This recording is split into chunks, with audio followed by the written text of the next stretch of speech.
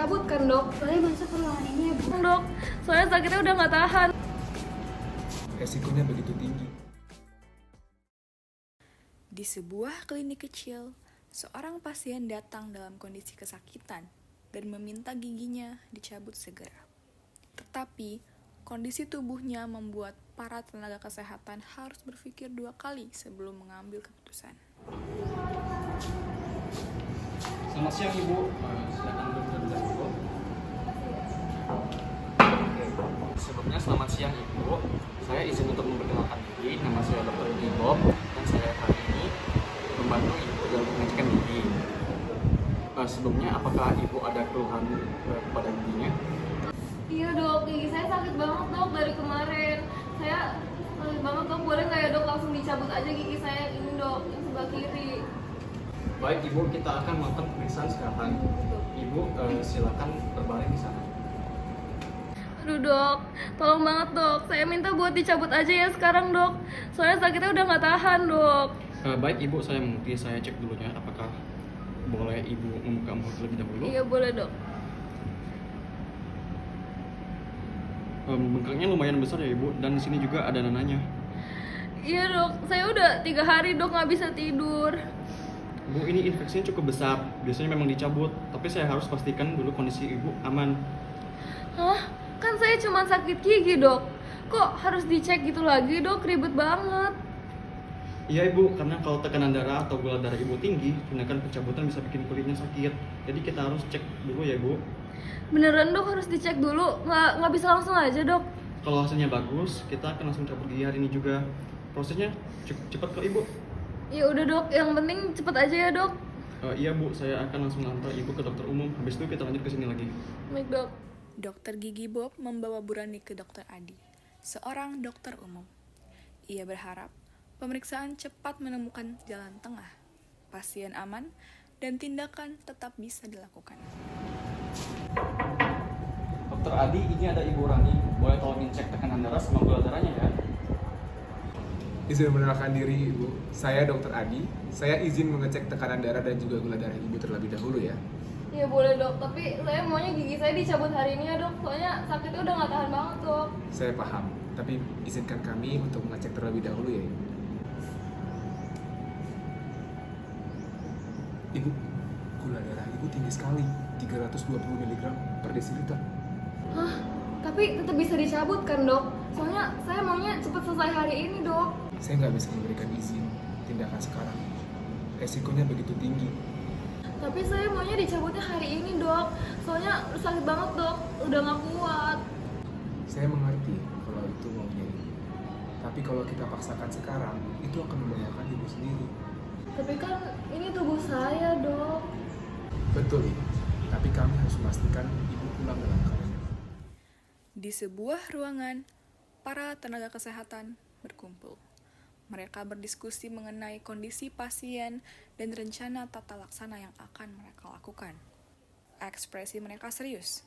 Mereka tahu keputusan yang salah dapat membawa konsekuensi besar kepada pasien. Dok, tadi saya lihat kondisi giginya Bu Rani serius banget. Kalau dibiarin, infeksinya bisa makin dalam. Saya jujur merasa kasihan banget sama Bu Rani. Dan kalau terus ditunda, infeksinya bisa makin parah. Ini sebenarnya udah berbahaya, tapi tetap saya nggak bisa apa-apain. Saya paham, saya juga kasihan. Tapi kalau kita ambil tindakan sekarang, resikonya akan sangat besar. Masalahnya dia udah nggak tidur selama 3 hari. Dia datang ke kita berharap masalahnya udah selesai. Jika tindakan dilakukan dalam kondisi gula tinggi, penggunaan antibiotik dan juga anestesi bisa memperburuk pasien. Secara etik, saya tidak bisa memberikan obat yang berpotensi membahayakan pasien. Kalau cuma obat pereda sakit, Itu aman, tapi untuk obat yang tinggi dosisnya, itu saya nggak berani kasih. Dila, sang perawat, menyela pembicaraan untuk menyampaikan saran yang dimilikinya. Jika nanti dokter-dokter akan menyampaikan ke pasien, tolong sampaikan dengan jelas ya. Jika hanya diberitahu bahwa tindakan akan ditunda, pasti pasien akan marah. Tolong sampaikan kenapa, apa alternatifnya, dan pasien harus menunggu berapa lama lagi. Semuanya terdiam sejenak. Mereka bukan sedang memutuskan perkara medis saja, tetapi juga bagaimana menjaga kepercayaan pasien. saya bisa bantu kurangi sakitnya hari ini. Tapi kalau mau benar-benar selesai, giginya harus dicabut. Betul, tapi pencabutan nanti saja dok, kalau gula darah sudah turun. Tapi pasien datang ke sini mau dicabut giginya, dia udah sakit dari kemarin. Saya mengerti, kalau kita paksakan sekarang, resikonya akan sangat besar sekali.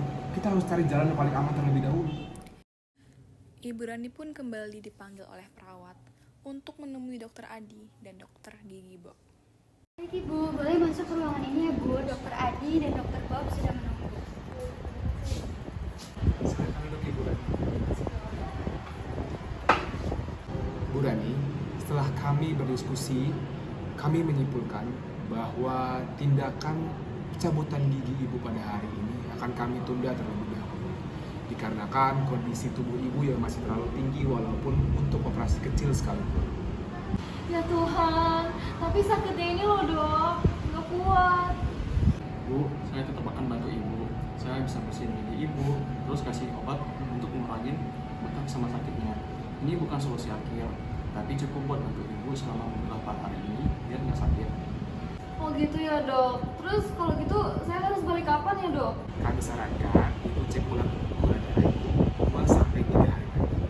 Begitu nanti angkanya sudah turun, kita akan langsung jadwalkan pencabutan gigi Ibu. Kita percepat nanti ya Lode. Oh gitu ya dok. Jadi emang nggak bisa cabut hari ini ya dok. Ya udah deh dok, nggak apa-apa. Terima kasih ya dok, udah memberikan informasi ini kepada saya dan juga udah bantuin saya. Kalau emang gitu yang terbaik bagi saya ya nggak apa-apa deh dok. Terima kasih ya. Sama-sama ibu, kalau ibu ada keluhan lagi selama 2 atau 3 hari sebelum pencabutan, ibu boleh datang ke sini lagi. Itu memang tugas kami untuk membantu ibu. Baik dok, terima kasih banyak ya dok. Susah banget harus bilang tidak ke pasien lagi kesakitan, tapi keputusan medis harus mikirin jangka panjang. Kadang keputusan yang paling aman itu bukan yang paling tepat, tapi keselamatan pasien tetap jadi pusat keputusan kami. Obat tidak bisa diberikan sembarangan. Kita harus tahu kondisi pasien terlebih dahulu. Yang terpenting, pasien mengerti kenapa suatu keputusan itu dibuat. Komunikasi itu penting. Akhirnya saya paham. Awalnya saya hanya takut sakitnya makin parah, tapi kalau itu keputusan yang terbaik, saya ikut. Kasus Bu Rani bukan hanya tentang sakit gigi yang parah. Ini adalah gambaran nyata tentang bagaimana keputusan medis tidak sesederhana yang terlihat. Di balik setiap tindakan, ada pertimbangan etika, resiko, dan tanggung jawab yang harus dipikul tenaga kesehatan. Disinilah dilema etik muncul. Di satu sisi, tenaga kesehatan ingin menghormati autonomi pasien, ingin membantu, ingin memenuhi harapan agar rasa sakit cepat berakhir. Namun, di sisi lain, mereka harus mempertimbangkan non-malfeasance, memastikan bahwa apa yang dilakukan tidak justru membawa risiko yang lebih besar berupa komplikasi serius. Ketika suatu tindakan dapat membahayakan tubuh pasien, mengambil keputusan untuk menunda tindakan adalah keputusan yang tepat. Inilah esensi dari non-malfeasance, bahwa keselamatan harus menjadi prioritas utama. Kisah ini juga menegaskan pentingnya komunikasi. Ketika tenaga kesehatan menjelaskan alasan tertentu dengan jujur dan penuh empati, pasien memiliki kesempatan untuk memahami bahwa keputusan itu bukan sekedar penundaan, melainkan upaya melindungi dirinya sendiri. Dengan demikian, autonomi menjadi tidak hilang, tetapi diarahkan dengan informasi yang tepat agar pasien bisa membuat keputusan yang benar. Karena dalam dunia kesehatan, tugas utama bukan hanya mengurangi rasa sakit, melainkan memastikan bahwa tidak ada bahaya yang ditambahkan.